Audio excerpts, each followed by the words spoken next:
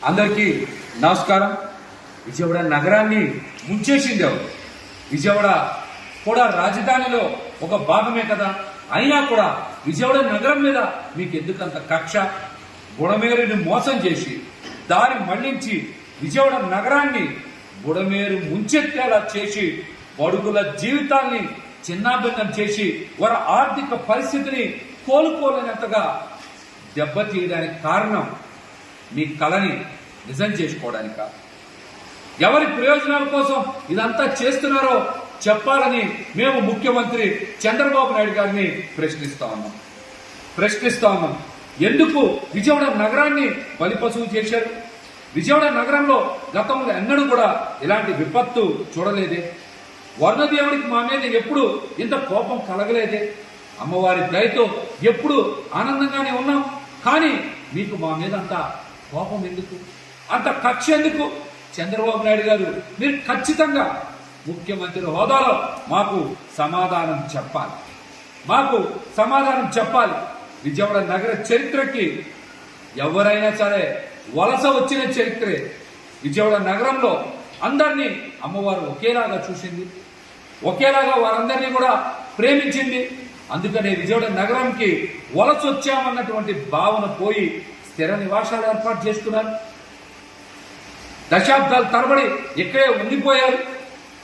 కానీ ఈ రోజున సొంతూరును గుర్తు తెచ్చుకొని విజయవాడ నగరం నుంచి వలసలు ఇతర ప్రాంతాలకి వారి స్వస్థలాలకి వెళ్ళిపోతున్నారంటే ఈ ఘోర సంఘటనని మేము చూడలేకపోతా ఉన్నాం. మా బాధని వ్యక్తం చేయలేకపోతా ఉన్నాం. ఎందుకు ఇంత దుర్మార్గం చేశారు? దీనికి కూడా మీరు సమాధానం చెప్పాలి. మేము చేసిన తప్పేంటి? విజయవాడ నగర ప్రజలు చేసిన తప్పేంటి? ఏదో ఒక రోజు మీ విపరీతమైనటువంటి తెలివితేటలతో హైదరాబాద్ కూడా మీరు సముద్రాన్ని తీసుకెళ్లిన ఆశ్చర్యపోకర్లా. ఎందుకంటే మీకు తోడొచ్చేటువంటి యోధులైన నాయకులు ఉన్నారు.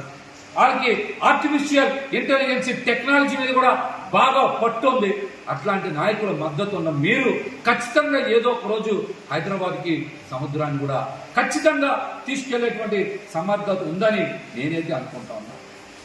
విజయవాడ నగరంలో ముప్పు గురవడానికి కూటమి ప్రభుత్వమే కారణమని, ఈ విపత్తుకి నిర్లక్ష్యమే కారణమని ఈ రోజున ఈనాడు పేపర్లో 14వ పేజీలో చాలా పెద్ద ఆర్టికల్ రాశారు. ఇది కూటమి ప్రభుత్వం సృష్టించిన నిశ్శబ్ద మారణ హోమం అని అందులో రాయకనే రాశారు. బుడమేరుని కృష్ణమ్మలో కలవనీయకుండా అడ్డుపడింది ఎవరు?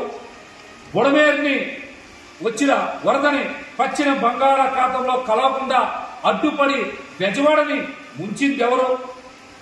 ఈ ముంపు రాజకీయం ఎవరి కోసం, ఎవరి ప్రయోజనాల కోసం, ఎవరి లబ్ధి కోసం చేశారో చంద్రబాబు నాయుడు గారు ఖచ్చితంగా సమాధానం చెప్పాలి. ఏ వర్గానికి లబ్ధి చేకూర్చడం కోసం? బలైంది మాత్రం బడుగులన్న విషయం ఈ రోజున ప్రతి ఒక్కరికి కూడా అర్థమైపోయింది. చివరికి ఆధిపత్య వర్గాల అభివృద్ధి కోసం బడుగు బలహీన వర్గాలు, పేద బిక్కీలు ఈ రోజున అన్యాయం అయిపోయారు. చరిత్ర ఎప్పటికీ కూడా ఇది గుర్తు పెట్టుకుంటుంది. ఈ పాపానికి ఒడిగట్టిన ప్రతి ఒక్కరికి కూడా ఖచ్చితంగా విజయవాడ నగర ప్రజలు శిక్షించి తీరుతారని కూడా మిమ్మల్ని హెచ్చరిస్తా ఉన్నా.